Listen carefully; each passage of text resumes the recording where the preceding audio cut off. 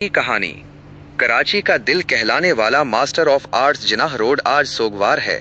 Asia की सबसे बड़ी होलसेल मार्केट गुल प्लाजा, जो कभी खरीदारों की गहमा गहमी से चहकती थी, आज राख का ढेर बन चुकी है। हफ्ते की रात लगने वाली इस होलनाक आग ने सिर्फ दुकानें नहीं जलाएं, बल्कि हजारों खानदानों के ख्वाबों को कोयला बना दिया है।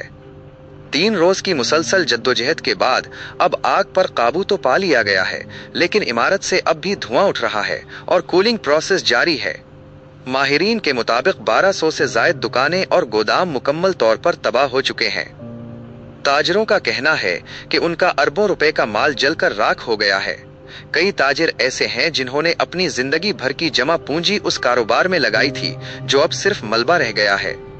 लेकिन इस माली नुकसान से कहीं ज्यादा बड़ा दुख इन 26 इंसानी जानों का है जो इस जहन्नम की नजर हो गईं।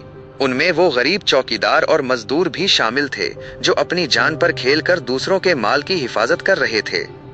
ये वो सफेद पोश मेहनत कश थे जिनके पीछे उनके बूढ़े माँ बाप और मासूम बच्चे अब उनका इंतजार कर रहे हैं। क्या उन यतीम होने वाले बच्चों को कोई जवाब देगा? सवाल ये उठता है कि इतनी बड़ी बिल्डिंग में आग बुझाने के इंतजामात क्यों नहीं थे? इंतजामिया की इस गफलत का जिम्मेदार कौन है?